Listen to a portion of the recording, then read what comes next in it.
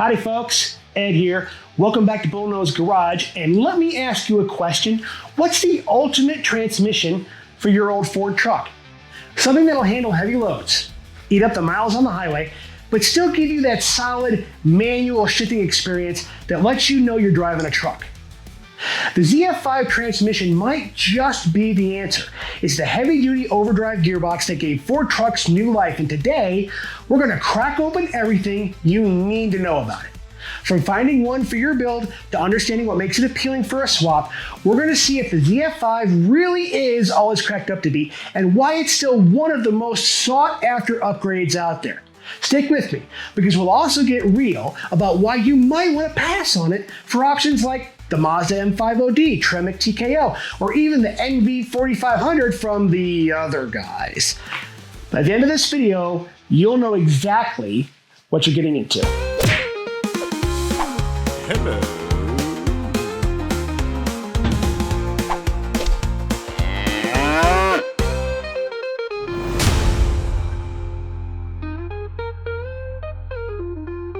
Manufactured by ZF Friedrichshafen AG, the ZF5 is a 5-speed manual workhorse made for Ford trucks from the late 80s through the late 90s. The S5-42 was designed to replace the older 4-speed gearboxes, offering better fuel efficiency and improved highway driving with its 5th gear. In the mid-1990s, the S5-47 came as an upgrade, increasing torque capacity from 420 pound-feet to 470 pound-feet. The ZF5 was built for heavy-duty stuff like towing and off-roading, while providing a balance between low-end torque and cruising. The later S5-47, with its stronger internals, was better suited for powerful engines such as the big blocks or diesels, but both models are considered pretty heavy-duty. So now let's look at some key specifications for both versions of the ZF5. They were both a 5-speed manual with overdrive. Both had all forward gears synchronized for smoother shifting. The gear ratios between both are the same. First is 5.72 to 1, second is 2.94 to 1, third is 1.61 to 1, fourth is 1 to 1 or direct drive, fifth, which is overdrive, is 0.76 to 1, and reverse is 5.24 to 1. The case material is aluminum for strength, weight savings, and heat dissipation. It weighs right around 175 pounds without fluid, and it measures 26.5 inches long, 16.5 inches wide, and 17 inches high.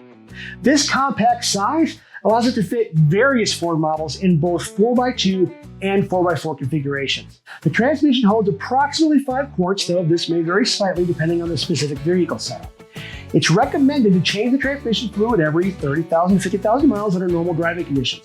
For trucks used in heavy-duty applications, such as towing or off-roading, more frequent changes at every 20,000 to 30,000 miles isn't a bad idea. Now, let's talk about how the ZF5 feels to drive. One thing that sets it apart is its mechanical shift feel. If you're used to a lighter duty transmission, the shifts are a bit notchy, meaning there's a more deliberate, solid engagement as you change gears. That's not necessarily a downside. It gives you a strong sense of connection to the truck, which many enthusiasts love.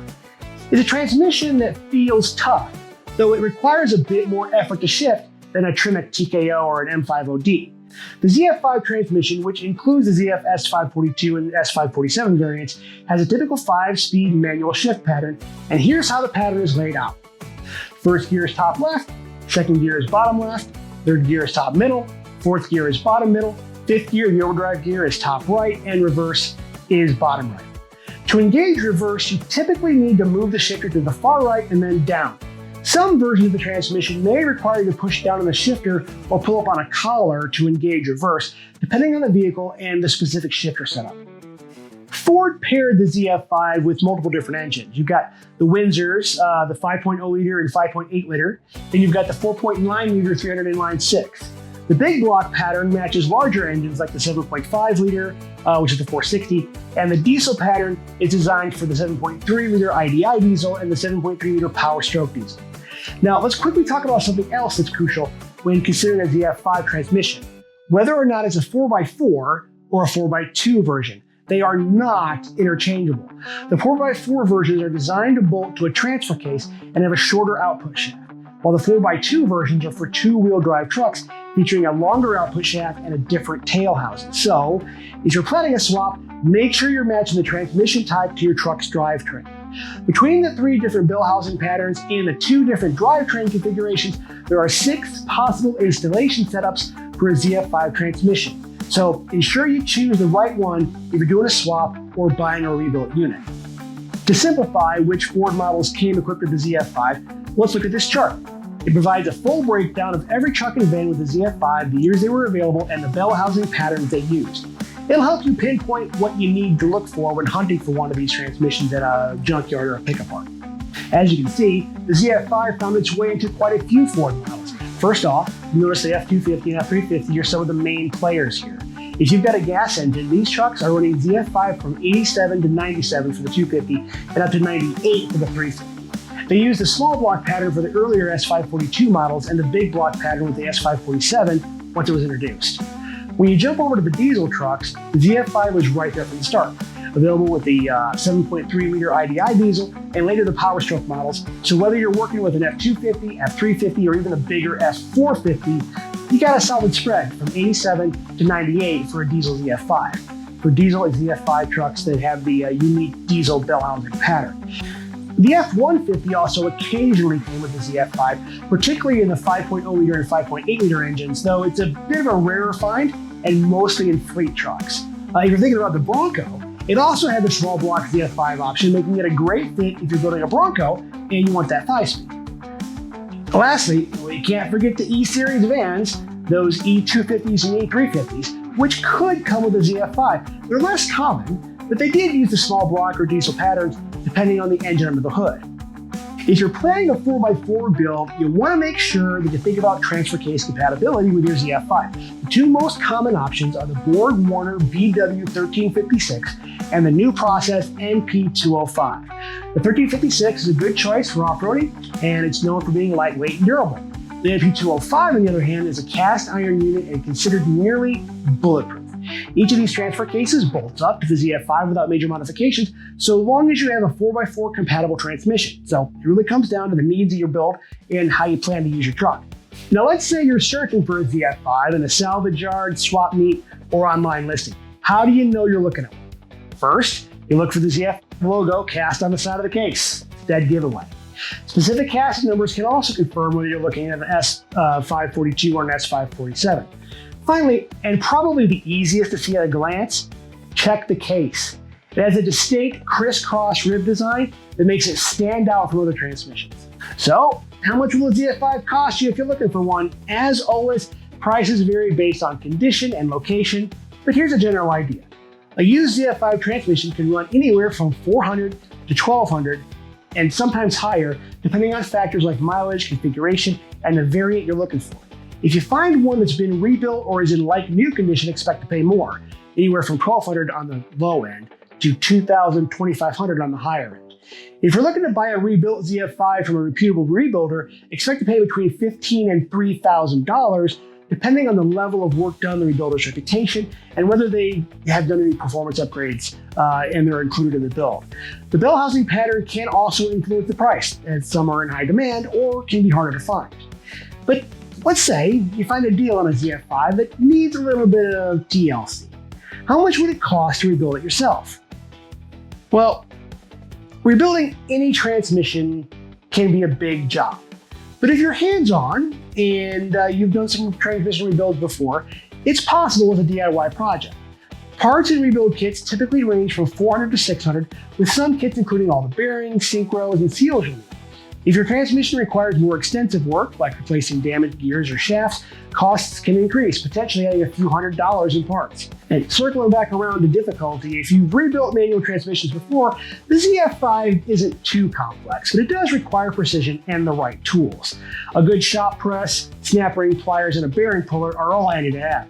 For someone with a solid mechanical skill, it's a doable weekend project. However, if you're newer to transmission work, you may want to consider having a professional handle it or guide you through the more intricate parts. I would have somebody rebuild one. As I've said before, the ZF5 is known for its durability, but like any mechanical thing, certainly transmissions, it has a few issues. Over time, you might experience shift fork wear, which when the forks guiding the gears wear down, causing poor shift quality. If it's harder to shift into gear or you notice some sloppiness, worn shift forks are usually the culprit. Synchro wear is another issue, especially on second and third gears. Regular fluid changes can help extend the life of your synchros, but if trouble arises, it might be time for a rebuild. And finally, listen for input shaft bearing noise. A whining or grinding sound under load could indicate a worn input shaft bearing. Replacing it during a rebuild is a good idea to keep your ZF5 running smoothly and quietly. I mean, unless you want to have a Moog and David transmission, a little bit of whine. Both the ZF S5-42 and S5-47 are pretty good right out of the gate as far as upgrades, but several aftermarket options are available to make them even better. For instance, upgrading to a heavy-duty clutch can improve the transmission's ability to handle higher torque levels, particularly in the S5-47, which may be used in truly tough situations. You could also install a short-throw shifter.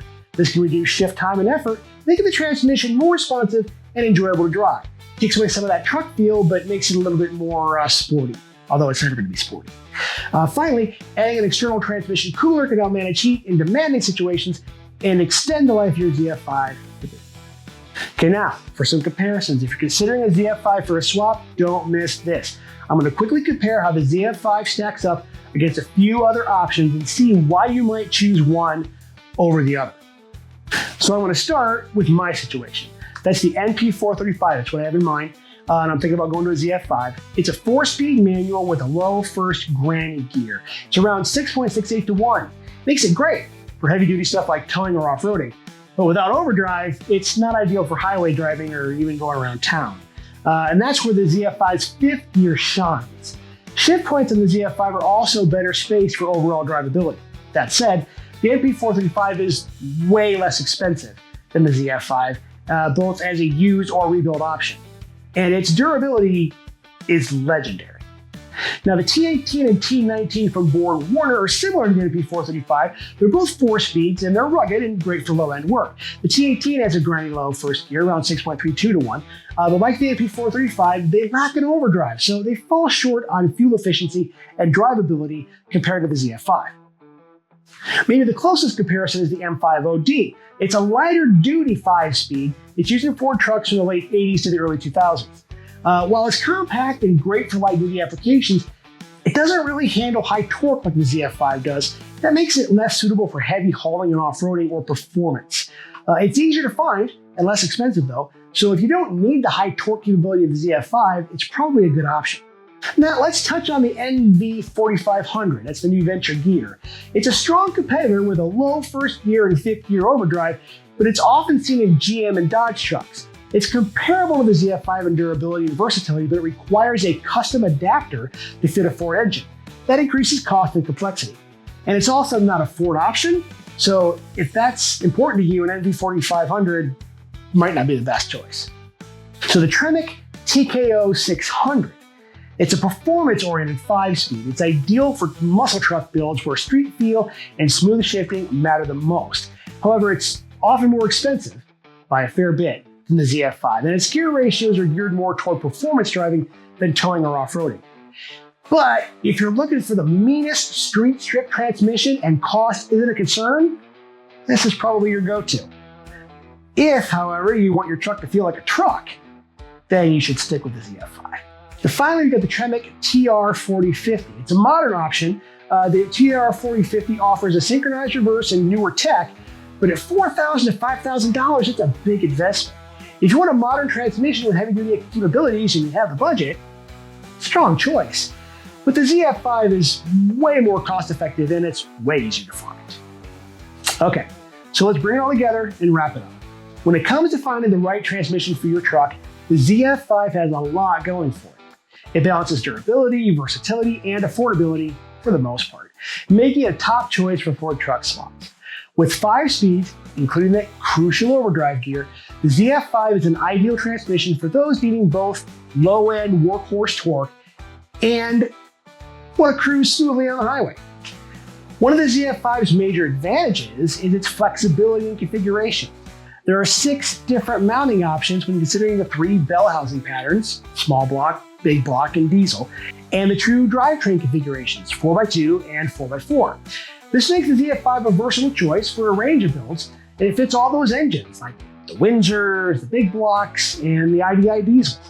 If you're building a truck and need a tough, reliable manual transmission, odds are there's a ZF5 that'll bolt right up. if it's a Ford truck, and as long as you can find it. As I said before, for my own project, I'm strongly considering a ZF5 because it can handle the torque of a 4-weight stroker while delivering an RPM that isn't screaming on the highway. That said, the TKO 600 has been on my radar too, whispering in my ear, mostly because of the street feel and the reputation it has for smoother shifts. It's a choice that comes down to price and what kind of driving experience you want.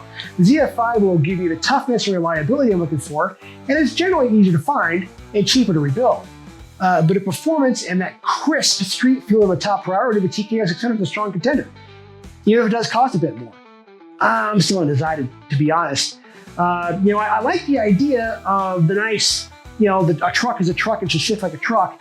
But man, that street strip Windsor engine is kind of calling my name. Let me know in the comments what you think. So that's it, guys. Everything that I know or pretend to know about the ZF Friedrichshafen Friedrichshafen.